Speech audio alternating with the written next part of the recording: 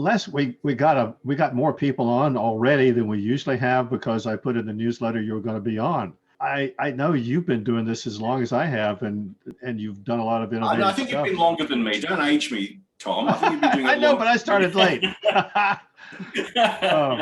Anyway, so how about telling people how you generally go about it?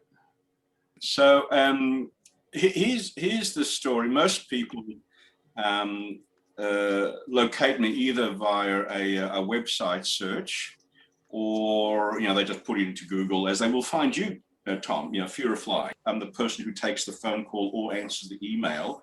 Then I usually say, so what caused you to give me a call and not go somewhere else?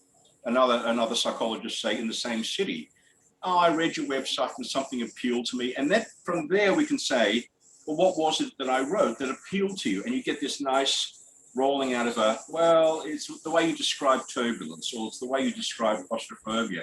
So just within the first few minutes of a conversation, you're starting to get this information coming to you, plus what you and I would both call the commencement of a therapeutic alliance, where what you want is the person who rings you up to say, I did the right thing, I found the right guy, my research has paid off, I am looking forward to seeing him. So when all those three things, or is it four things, are in place, in the first 10 minutes, Tom, it's worth a session or two. Yeah, because so many people think nothing is going to work. If they feel that you understand them, you're off in a really good start. People do come in with a sense of disappointment or lack of hope. So one has to work quite hard to generate that hope within just the first 10 minutes of the conversation on the phone before you can get started. People often try breathing exercises, and they help a little bit, but they're so weak compared with what we can do. Yeah. But one of the things I forewarn my patients is that the target behavior is not to experience 100% calmness on a plane, or in contemplating a flight, or in going to the airport. The intended behavior is self-management on board the flight, where you choose the right behaviors, which includes thoughts, appreciation and management of sensations, with whatever the plane journey throws at you. Yeah. So no special behaviors, I can only fly on a Wednesday because I heard that's when it's safest. I can only fly when it's really calm conditions because I can only handle that. You have to be able to work without special considerations, special safety. Otherwise, your life will just narrow, and you'll never fly. You'll just give it up because it's just not worth the effort. So that's my very quick jumping in. Then the next part is we've got to work out people's probability assessments, Tom. And I've always said, in anxiety in general, the task is to help people understand a little bit about probabilities, i.e. what they're doing oftentimes is overestimating the likelihood that they will be in danger or in harm if they go off and do something, and they underestimate their ability to cope through experience and practice. We want to overlay the current circuitry and let them be dormant, a bit like taking Christmas lights down once the season's over and put them in your garage, and install some new lights which are more suitable. Yeah, one of the things I have heard occasionally is people will say, I just know if I get on the plane, it'll crash. People just become sure that what they're imagining is going to be the reality. I would assert that there's a little bit of neuroscience behind this. Yeah. So for me, the neuroscience is this: an emotional center of the brain makes a very rapid decision, but then it has to check in with the newest part of the brain, the prefrontal cortex, where decision-making takes place. It's slow and it's ponderous. It could be this and it could be that. Whereas the amygdala and the limbic system, quick and dirty, don't have time. Join the dots up really quick. Under stressful conditions, the release of adrenaline and cortisol, all those enzymes and hormones that are released that people are very familiar with nowadays, it's very hard under these extremes of duress to think straight. And your best bet, if you know you're going into a situation where you are going to be subjected to those sorts of extremes, is to have sufficient practice under your belt that you know the right thing to do under these conditions of duress. And the right thing to do is not to try and find calmness, which is where your breathing falls down, Tom, that you were mentioning before. Yeah. It just can't do the job. It's overwhelmed by this other stuff going on. Does that work? That fits with your theory, I think, of how things work? Yeah, well, the things that there were two things that really surprised me. Back in 1980, I was working with Slim Cummings at Pan Am, and he was using breathing exercises and just being exposed to the plane.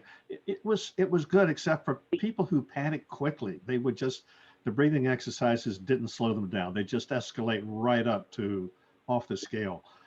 The parasympathetic nervous system is activated when you breathe out. When you breathe back in, it's not being activated. So if you're in a monastery or in a very quiet place, you breathe out, you get that calming, and when you breathe in, it carries over because there's nothing there to upset you. But if you're in turbulence, that's a different story. You breathe out, you get some protection. You breathe in, wham, here comes the turbulence. And it just doesn't hang in. It doesn't do the job. So I will teach people some breathing exercises, but they're hooked up, as you may know, Tom. They're hooked up, and we're measuring heart rate variability response. Yeah. So that's the balance between sympathetic system activation and the parasympathetic ability to dampen it down. Deb's got a question. I just wanted to ask how you're measuring heart rate variability. What are you hooked up to? Oh, good question. So there are several very expensive ones. My very first heart rate variability was $8,000 Australian. My current really expensive one is $3,500, but it measures much more than heart rate variability. So the cheapest one, I mean, you can do ones that use the phone. Put your finger down the back of the phone and it lights up. You can do that. Yeah. Not just will it measure heart rate, but the software will give you the heart rate variability, which is the frequency analysis of the intervals. That's what it's doing. So there are two. One is the HeartMath one, which is quite popular. So you go to green and blue and red. You probably are familiar with that. The green, blue, and red is the herbs and the secret herbs and spices. No one outside of HeartMath knows what green, blue, and red means. But Deb, that's why you never see these things in journal articles, because you can't reproduce it. No one knows what it means. So, but underneath it, there's another one that's called Deb Power Spectrum. And that is based on published, recognized standards. So you want to go in there. The green, the blue, and the red are interesting guidelines, but the power spectrum is the one you want to look for. All these things, you've got to be really careful not to say, I've got that with me, I'll now be safe, because then it's a safety activity, right? And all you're going to use it for is to try and minimize your discomfort, rather than allowing yourself to experience this discomfort, which is based on a false probability that I'll be harmed if I feel these sensations. So the exposure in some cases is not to the plane, it's to your own sensations. I'm not aiming for calmness, I'm aiming for them to have mastery over their sensations, no matter what happens to them on a plane. Well, did that answer the question, Deb? Yeah, that did answer the question. I guess I'll stick with my HeartMath. Yeah, but go into the power spectrum parts, which will divide up into thirds. Okay. And you want your heart rate, the things to be in the middle. That's where you've got the best balance between sympathetic arousal and parasympathetic de-arousal, if you prefer. You want that balance. Les, I'm playing around with the idea that people who have trouble with anxiety probably don't have good activation of the parasympathetic nervous system. They get quickly revved up and they don't have the software, as it were, to calm down. Apparently, that has to be developed. I mean, well, the software for getting revved up is there when you're born. Any kid can scream bloody murder, but it takes a couple of years almost for a calming person to calm the child, for the child to build in an ability to do it on their own. That's a pretty good starting point for anyone who walks in until you find out otherwise. I think a great set of 21st century skills, not just talking about anxiety, but in business, in work life, in home life, is the ability to emotionally regulate, which is what we've been talking about, and also to have some measure of understanding of your own thinking processes. How easily I run to catastrophize things, how easy I go into denial of what I'm really feeling, how easy I go into blaming other people for what's going on here, and to become very aware of what you own and what belongs to you and what belongs to other people. That's a form of emotional literacy, shall we say. And I think it's a great 21st century skill. And I'm sure, Tom, you've received, like I have, many, many postcards and letters from people saying, I took what you taught me and I've now applied it to my kids, to my work, to my friendships. Correct? Yeah, it works in a lot of places. So they come in and it's really a two-for deal. They didn't come in expecting this other stuff. And you know you're getting somewhere when someone comes back the following week and said, I did what you suggested. I did some of these things and I tried it over there. Oh my God, it works there as well. So we're talking of kind of universal understandings of how the brain works and how we can change behaviors. Let me just jump in here. Jane, are you there? Would you just mention to Les about how you found you were doing good in the pandemic based on the fear of flying course? Just anxiety in general. Just using those same tools. In fact, I'm going to get my second shot tomorrow and I'm very anxious about it. And I'm just sitting here thinking, when I get off this call, I'm going to do a little bit of Captain Bunn work. I'm going to do a little bit of linking with a face, voice, and touch of a friend who I'm going to put in the car imaginatively with me driving down to get this shot. So I'm going to use it for other things, definitely. Excellent. So let me jump in here sure. and stand on your shoulders for a second here, Jane, because you've made a good suggestion, which is based on what Tom's work is. At some point when people are doing really well, their heart rate variability scores have gone up, they're in the right zone, I will add another emotional element to it. And I'll say, please close your eyes, don't tell me, but go into your mental photo album of all the people you've known, your friends, your family, your dogs, living or dead. See if you can locate someone for whom you can bring feelings, not just a thought, feelings of appreciation. How glad I am that you've been part of my life. Someone who didn't judge you, someone who just accepted you for who you are, and just focus on your feelings of appreciation that they've been in your life. And what happens remarkably and consistently is that those heart rate variability scores go up even higher. Tom, is this familiar to you? Yeah. Do you know Stephen Porges? Yes, of course. He was at some point studying heart rate variability. I think it had to do with trying to determine how much myelination, the quality of the vagus nerve. Yes. And so he hooked up some volunteers to his equipment, and sure enough, when they breathed out, their heart rate went down. When they breathed in, it went back up, and some more than others because of the variability of the individual. So the thing that surprised him as he had his subjects hooked up, sometimes a friend would walk by and the person's heart rate would go down. And he thought, what the hell is going on here? So that's how he got into his whole thing about the social engagement system, that when you're with a person, exactly like you said, someone who really accepts you. Way back in the 80s, I stumbled on something, had no idea what was going on, that was working. But if I linked being on the plane to getting engaged or saying wedding vows, it calmed people on the plane. It was years later that running across Porges' research that I realized it's because when you're getting engaged, you're totally accepted. When you're getting married, you're totally accepted. Of course, 6 months later, it all changes. Right. So again, the point I want to return to though, Tom, is it's helpful for people to know that I have facility with how I can make myself feel no matter what happens on the plane. Again, it's not about I must be calm to do this. It's more about I have the tools by which I can emotionally regulate myself no matter what the plane is doing. Mm-hmm. That's the important part. Yeah. I will tell you a funny story about the heart rate stuff. I once had a father, CEO of a major company, bring his 14-year-old son in to see me because the son's school was going off to China on their annual excursion. It was a private school, independent school, and the kids had finally coughed up that he was fearful of flying, which was quite disappointing to Dad, who thought he was a really go ahead sort of kid. Anyway, we were playing around with this, and I said to the child, let's do some breathing stuff. And he wanted nothing to do with it. I don't want to do this breathing stuff. It's a lot of nonsense, whatever else. So Dad, being Dad, says, let me show you how to do it. I'll do it first, and then you copy me. You know, that's what a lot of dads would do, yes?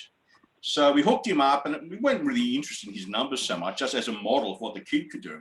So it's very nice. And I showed him how to do the breathing, modeling for the son. He'd do the breathing this way. And then I said to him, this, what I've just said to you. Think about a time in your life when you really appreciated someone in your life and a gratitude you had that someone was in your life. And blow me down, his numbers went through the roof. And the kid's staring like this going, what's going on? The numbers are out of proportion. Not that I expected from this really quite solid CEO type. And so I just hooked him up and said, oh, yeah, that was an interesting experience. I said, by the way, there was a time when I asked you, who were you grateful for was in your life? Do you remember what you were thinking of? He said, absolutely. Looks at his son and says, I remember I was in the birthing room when you were there, when your mum was giving birth to you, and what I felt when I saw you emerge. And I'm going, oh my God, the kid's in tears, Dad's in tears, I'm in tears because of this story. And when I tell patients this story, they're in tears because we know what this means. It's such a most basic of gratitudes to experience. So I'll leave that part with you to think about. Okay, now I'm going to show you up on the screen. Can you see I'm showing an article? I'm going to send this to Tom as well. So Tom, you can disperse this article amongst your colleagues and friends here. It's a technical article published a few years back. Can you see this? Optimizing exposure therapy for anxiety disorders. The author is Michelle Kresky, who's an Australian now working at UCLA. And one of the articles is to set up an exposure plan, which is the gray. Can you see the gray thing there? Yep. Will this happen if? And then the final part, have a look down the bottom here, is all safety behaviors. If I do these things, I will have less discomfort than if I don't. It's a safety behavior based on I can't handle so much discomfort. Something's going to break. And look at the language that she uses. What am I throwing out? I'm throwing out my safety behaviors. I'm going to tackle this head on. Now, you probably want to do this in steps and stops, but certainly this is where we're going to head. Do you see where we're going? This offers, we think, the best evidence-based approach to all forms of anxiety. That sounds exactly like what I do. I think I've been doing the SOAR program for about 5 years, and I fly a lot now. But before I fly, I write down every single thing that's bothering me, and I make sure that I have something to, I guess, cover me, like a strengthening exercise. But that's like almost when you showed that, I was like, oh, that sounds like what I do. Isn't that nice to see in writing? Yes. So here's my experience, Lisa. Just about everybody who comes to see me, where we're going to get somewhere, is already doing a little bit of where we need to go. They either don't know it, that's a skill they've got somewhere else, they don't know they've got it, they don't know how to transplant it into fear, or they don't know how to move it into a larger scale. But they're already doing something of what we need to be doing, because they're not anxious every single moment of the day. Yeah. And we have to take those times where they are and where they're not, and try and change the frequency balance. Yeah. Like when I first did the SOAR, like after my very first like trial flight, which was all the way across the country, of course, and 4 different planes. But when I came back, like being in traffic, like if I couldn't get off somewhere, it used to really trigger me. Like I would get sweaty palms, I'd be like, oh, I gotta get out of here. But I was stuck in traffic and I didn't even notice. And so here I was, and I was like, oh my gosh, I'm in traffic and it's not bothering me. And I was like laughing my butt off. It was such a wow moment for me, because it definitely helped more than just my flying. It's really interesting, isn't it, Becky? It's really Yes. interesting because what I'm hearing from you is, one, I'm acknowledging the difference between time A and time B. I think it's likely due to what I've learned from Tom or whoever. I think it's my application of what I've learned, but in a different place. And three, you could give yourself a seriously hard time and say, oh, just why are you bothering with this? Everyone does driving. Why are you making such a big deal? You make a big deal because it's an example of self-compassion. I used to try to hide it. You know, the self-compassion part is say, I don't give two hoots. This is me. This is my life. This is what I want to do about it. The first flight I didn't with my kids, when we have 5 kids, and like my first flight, I did not tell them that I was afraid to fly. Like my Yeah. husband just kind of kept them occupied. But then after that, when I got back, I was like, you know, they kind of need to know. And like I was much more open, and they know that I'm afraid to fly. And like whenever they have a difficulty, I'm like, hey, look, you know, it's okay to be afraid. I'm afraid when I fly, but we still do it. You know, we have to get past that. So Becky, it's a very common reason that people come to see me and they say, I don't want my child to inherit this from me. They say, I'd rather them not see me anxious at all. And I say, wouldn't you rather see them watch you managing yourself and learning the techniques from you rather than you simply telling them, don't be anxious, you know? Mm-hmm. So that's that sort of the extra little payoff you get that is unexpected when you do this work. That it's going to pass on to your kids, and they'll learn by watching you because they just look at you like hawks. So I'm going to have to go because I've got a patient to see now. I hope it's been fun and useful. It's been Could we great get a having link you that- on, Les. Yeah. It's terrific. Yeah. Thank you so much for coming tonight, Les. It's been great. Pleasure. Yeah, thanks, Les. That Wish was we could great. have Thank a you, round of Les. applause on Zoom for you. Okay. I have to zoom off now. Okay then. All right. Thanks, See you. Les. everyone. Good luck. Bye-bye. You're welcome. So anybody It got is. a thought or question? I was going to have a comment. I had a comment just about what we were just talking about is when Yeah. I first did, before I did the SOAR program, which was, oh my gosh, like 10 years ago, I think now, my daughter, who I think she was like about 12 at the time, she was quite a nervous flyer as well. So I'm sure she was just picking that up from me, like super nervous. And then after I did the SOAR program and I became less and less nervous and became like a really good flyer, she also did without doing the SOAR program. So 2 for 1 price. absolutely.